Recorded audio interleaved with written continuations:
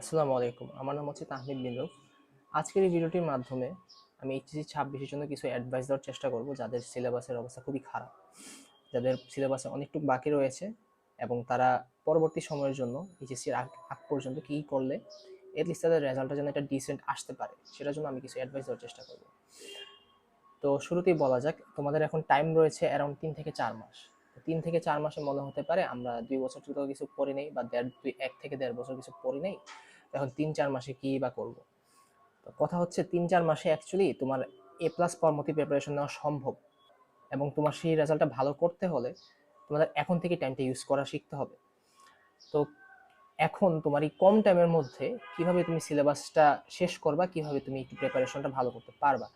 এখন অনেকেই আছে যে তোমাদের সিলেবাস একটু আগানো রয়েছে, হয়তো 30-40% হয়েছে, কিন্তু তোমরা এখনই উদ্ভাসের পরীক্ষা বা অন্যান্য জায়গায় পরীক্ষা দেওয়া শুরু করে দিছো, তোমাদের সিলেবাসটা এখন আর আগানোর টাইম পাচ্ছ না। আবার এই রোজার মাস তো অবশ্যই চলতেছে, তো এই রোজার মাসেও হতে পারে যে তোমরা পড়ালেখা এত মন দিতে পারতেছো না।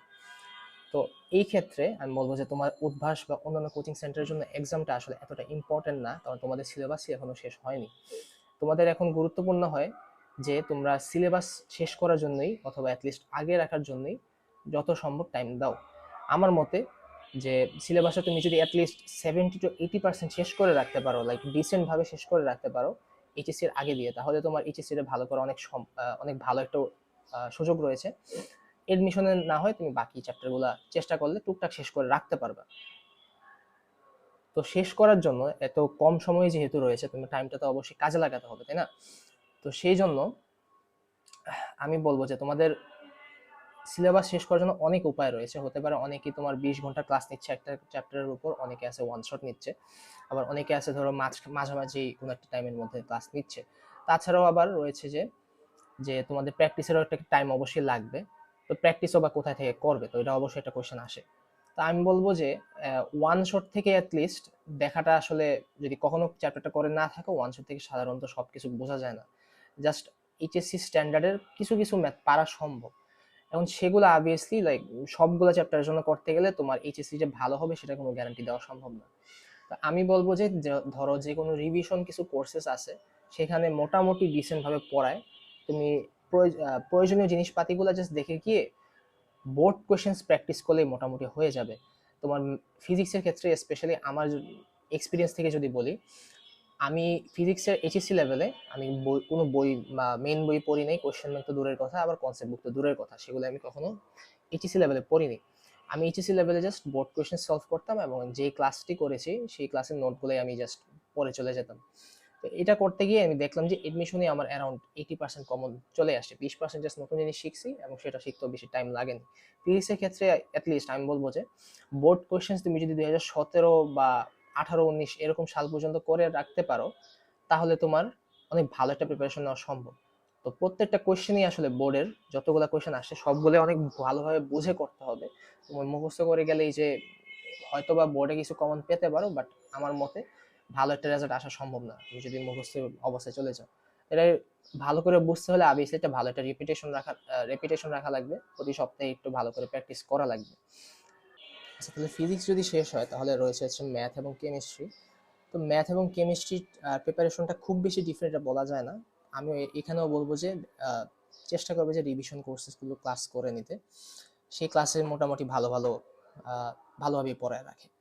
যদি টাইম খুবই অল্প থাকে কিছু কিছু চ্যাপ্টারের জন্য, তো আমি বলবো যে ওয়ান শট দেখে ফেলতে পারো। আবার তোমার যদি অলরেডি কোনো চ্যাপ্টারটা পড়া থাকে কিন্তু ধরো অনেকদিন ধরে দেখা হয়নি, ফার্স্ট অপশন হতে পারে যে তুমি ফার্স্ট নোট যেগুলো করে রাখছো অথবা স্লাইড যেখানে আছে সেগুলো অ্যাটলিস্ট রিডিং দেওয়ার চেষ্টা করবে একবারের মতো, যে তোমার কিছু মনে আসতেছে কিনা। একটু টাইম লাগবে অবশ্যই ফার্স্ট টাইমের ক্ষেত্রে, বাট চেষ্টা করো তোমার আহ, নিজে নিজেই যেন তোমার রিভিশনটা হয়ে যেতে পারে। তো সে সবসময় ক্লাসের মাধ্যমে রিভিশন দেওয়া যেন তোমার ফার্স্ট অপশন না হয়, সেটা সেটা আমি সাজেস্ট করব। কিন্তু তোমার যদি একদম কিছুই মনে না থাকে, তোমার কনসেপ্টটা কিছুই মনে নেই, সূত্রটা কিভাবে ইউজ হচ্ছে এটা আমি বুঝতে পারতেছো না স্লাইডটা দেখে, তাহলে আমি বলবো ওই চ্যাপ্টারের জন্য একটা ওয়ান শট দেখে ফেলো, যে কোনো সাবজেক্টই হোক। এখন হচ্ছে ফিজিক্স আর ম্যাথ এবং কেমিস্ট্রির জন্য, যে কেমিস্ট্রি রয়েছে, কেমিস্ট্রির মধ্যে বোর্ড কোয়েশ্চেন্স সলভ করা অবশ্যই গুরুত্বপূর্ণ। ক্লাসটা করে যদি যদি কনসেপ্টটা ঠিক মতো বুঝো আর বোর্ড কোয়েশ্চেন 1-2 বারের মতো সলভ করো, তাহলে তোমার চ্যাপ্টারটা মোটামুটি ভালোভাবেই কভার হওয়া পসিবল। কিন্তু কেমিস্ট্রির জন্য আমি বলবো যে এমসিকিউ আসলে খুবই গুরুত্বপূর্ণ এই বোর্ডের জন্য অবভিয়াসলি। তো কেমিস্ট্রিতে তুমি যদি বইটা একবারও রিডিং না দাও, সেটার খুবই ভালো একটা সম্ভাবনা আছে তুমি যে এমসিকিউতে ভালো করবা না। তো আমি বলবো যে মেইন বইটা, কেমিস্ট্রি হাজারি স্যারের যে বইটা আছে, তুমি দাগানো কোনো একটা পিডিএফ পেলে অথবা সেখান থেকে তুমি যদি দাগে অলরেডি রাখো বইটা, সেই বইটা একটু ভালো করে 1-2বারের মতো রিডিং দাও, একটু ভালোভাবে রিডিং দিও। সেই রিডিংটার মধ্যে থেকে নিজেকে কোশ্চেন করার চেষ্টা করো এবং কোশ্চেনগুলো আনসার দেওয়ার চেষ্টা করো। তুমি যদি এভাবে একটু প্রেপটা নিয়ে রাখতে পারো কেমিস্ট্রির জন্য, তোমার কেমিস্ট্রির এমসিকিউটা ভালো করে কভার হয়ে যাবে। এবং কেমিস্ট্রি হচ্ছে তোমার রিটেন পার্টটা তো বোর্ড কোশ্চেন্স দেখার মাধ্যমে মোটামুটি কভার হয়ে গেছে। তো কেমিস্ট্রি আসলে একটু করলেই মোটামুটি শেষ। কেমিস্ট্রির জন্য তোমার এডমিশনে একটু অনেক নতুন কিছুই পাবা, বাট আমার মতে অ্যাটলিস্ট এখন এইচএসসির জন্যই প্রিপারেশনটা নেওয়া দরকার। কারণ তুমি এইচএসসিতে ভালো করবা কিনা সেটার এখন গ্যারান্টি পাচ্ছ না, এই জন্য তুই ভিডিওটা দেখতেছো, তাই না? এখন তারপরে রয়েছে ম্যাথ। তো ম্যাথের ক্ষেত্রে তোমার মানে একদম শুরু থেকে যদি প্র্যাকটিস করতাম তাহলে অবশ্যই একটা মেন বই সাজেস্ট করতাম, যে এসিউ আহমেদ করো বা হচ্ছে কেতাব স্যার না করলেও অন্যান্য আরো অনেক বই রয়েছে যেটা সাজেস্ট করতাম প্র্যাকটিস করার জন্য। কিন্তু এখন যেহেতু টাইমটা খুবই কম এবং তোমাদের সিলেবাস ধরো অনেকটুকু বাকি রয়েছে, তো সেটার জন্য আমি সাজেস্ট করব যে ম্যাথের মোটামুটি যত শর্টের মধ্যে পারো ক্লাসটা শেষ করে তুমি প্র্যাকটিসের মধ্যে অলরেডি চলে যাও। এবং সেই প্র্যাকটিসের জন্য আমি যে বইটা সাজেস্ট করতে পারি সেটা হচ্ছে আইদার একটা রয়্যালের গাইড করতে পারো। রয়্যালের গাইডের মধ্যে মোটামুটি ভালোভাবে কনসেপচুয়ালি সাজানো, এই কনসেপ্ট ওয়াইজ সাজানো আছে বা টাইপ ওয়াইজ সাজানো আছে, সেখান থেকে প্র্যাকটিস করলেই তোমার অনেক ভালোভাবে প্র্যাকটিসটা হয়ে যাবে।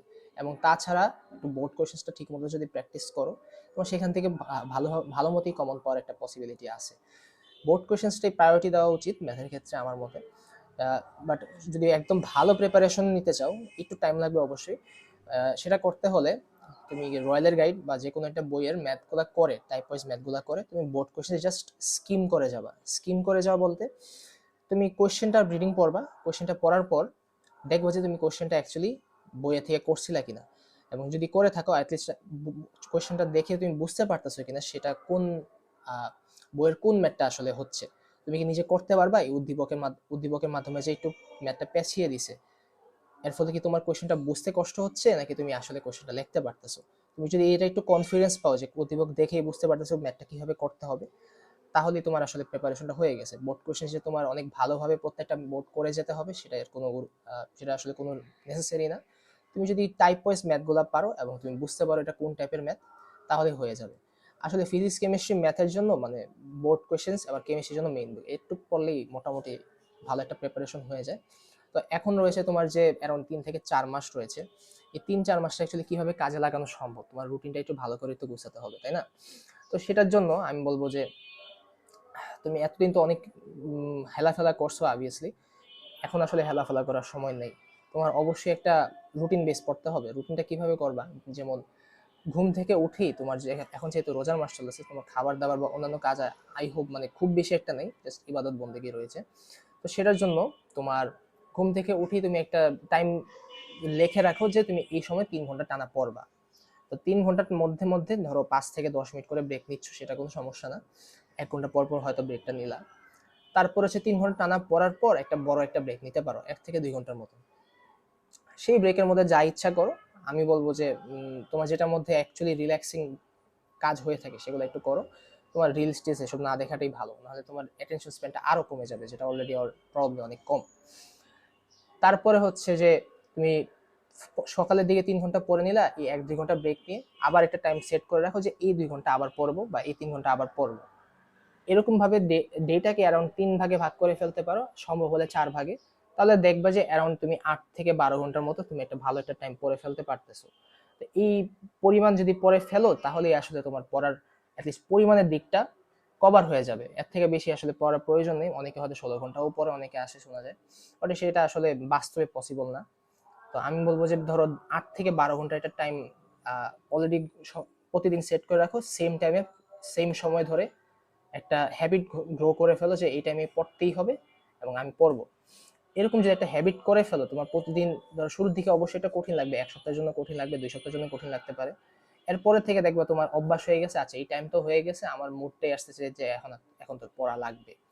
তো এরকম একটা যখন হ্যাবিটটা গ্রো হয়ে যায়, তোমার বাকি সময় 8 ঘন্টা 10 ঘন্টা পড়লে খুব বেশি কষ্ট হবে না।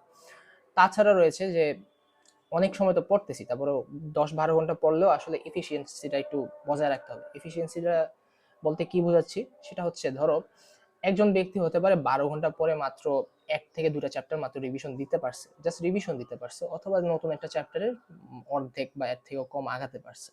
তো অন্য একটা স্টুডেন্ট হতে পারে যে এই 12 ঘন্টার মধ্যে 1-2টা চ্যাপ্টার রিভিশনের পাশাপাশি তোমার অন্য নতুন একটা চ্যাপ্টার মোটামুটি ভালোই আগে ফেলছে অথবা শেষই করে ফেলছে। তো এরকম আবিসি তোমার সেকেন্ড স্টুডেন্টটা যেটা আছে, সে আবিসি একটু বেশি পড়ার লেখা শেষ করতে পারছে, আর ফার্স্ট স্টুডেন্ট এতটা পারেনি। তো তাদের পার্থক্যটা কি? তারা পার্থক্যটা অবভিয়াসলি এফিসিয়েন্সি। 10-12 ঘন্টা অনেকেই পড়তে পারে, তো 10-12 ঘন্টা অ্যাটলিস্ট অনেকে কাজে লাগাতে পারে না। তো সেটার জন্য তোমার মনোযোগের যে দেওয়ার শক্তিটা রয়েছে সেটা অবশ্যই অনেক বাড়াতে হবে। যে 10-12 ঘন্টা অ্যাকচুয়ালি পড়তেছো ঠিক আছে, এই 10-12 ঘন্টা যেন অ্যাকচুয়ালি ফোকাস দিয়ে পড়তে পারো, সেটা একটু মনোযোগ দিয়ে মনোযোগ দেওয়ার এবিলিটিটা বাড়াতে হবে। এবং সেই এবিলিটিটা কিভাবে বাড়াবা? তো সেটার উপায় হচ্ছে তুমি এখন যে ধরো শর্ট ফর্ম কন্টেন্ট গুলা রয়েছে, ইউটিউব শর্টস চলতেছে বা অন্যান্য যেসব জিনিস আছে, সবগুলা থেকে বিরত থাকার চেষ্টা করো। তুমি যদি কিছুখানে মানে টাইম ধরো এন্টারটেনমেন্টের জন্য কাজে লাগাতে চাও, আইদার লং ফর্ম ভিডিও গুলা দেখো, 30 মিনিট 20 মিনিট এরকম লং ফর্ম ভিডিও গুলা দেখো, অথবা কোনো একটা বই পড়ো। বই পড়ার মাধ্যমেই আসলে আমাদের ধরো মনোযোগ দেওয়ার শক্তিটা আস্তে আস্তে অনেক বেড়ে যায়। আগেকার দিনে তো মানুষ বই পড়ার মাধ্যমে জ্ঞান অর্জন করতো, তাই না? তো তাদের অবশ্যই মনোযোগ দেওয়ার শক্তিটা খুব ভালো ছিল। আর এখনকার মানুষ, ধরো আমার নিজের উদাহরণই দিই, ইউটিউব শর্টস এর মাধ্যমে আসক্ত হয়ে ধরো অন্যান্য জায়গায় খুব বেশি একটা মনোযোগ দেওয়ার শক্তিটা পাচ্ছে না, ধরো 1-2 ঘন্টা বেশি মনোযোগ দিতে পারতেছে না। তো তোমার আসলে এতটা টাইম ওয়েস্ট করারও টাইম নেই, তোমার এখন থেকে আসলে সেই এবিলিটিটা গ্রো করতে হবে। তো সেটার উপায় হচ্ছে এখন যেসব শর্ট ফর্ম কন্টেন্ট দেখতেছো সব কিছু ব্লক করে রেখে দাও, প্রয়োজন হলে মোবাইলটাও ব্লক করে রেখে দাও। পিসির মধ্যে কিছু এক্সটেনশন আছে, ওয়েবসাইট বা এইসব টেসব জিনিসের মধ্যে, এই এক্সটেনশনের মাধ্যমে ইউটিউব শর্টস, ইনস্টাগ্রাম এসব সব কিছু ব্লক করে রাখা যায়। ফেসবুক জিনিসটাও ব্লক করে রাখা যায়, যেখানে জাস্ট তোমার প্রয়োজনীয় জিনিসপাতি তুমি দেখতে পারবা, সেগুলো একটু ইনস্টল করে রেখে তুমি দেখতে পারো। তোমার মনোযোগ দেওয়ার এবিলিটিটা যদি বাড়ায় এবং তুমি যদি একটা কনসিস্টেন্টলি 8 থেকে 12 ঘন্টা পড়তে পারো, ইনশাল্লাহ তোমার 3 থেকে 4 মাসের মধ্যে সিলেবাসটা একটা ডিসেন্ট পর্যায়ে নিয়ে যেতে পারবা। এবং ডিসেন্ট পর্যায়ে নিয়ে যেতে পারলে আশা করি ইনশাল্লাহ A+ পেয়ে যেতে পারো। তো আজকের এই ভিডিওটা এই পর্যন্তই, আসলে এর থেকে বেশি আর বলার নেই। বাট তোমাদের যদি কোনো কোয়েশ্চেন থাকে নিচে অবশ্যই এটা প্রশ্ন দিয়ে রাখতে পারো, আমার টাইম মতো আমি আনসার দেওয়ার চেষ্টা করবো। তো আল্লাহ হাফেজ, তোমরা সবাই খেয়াল রেখো।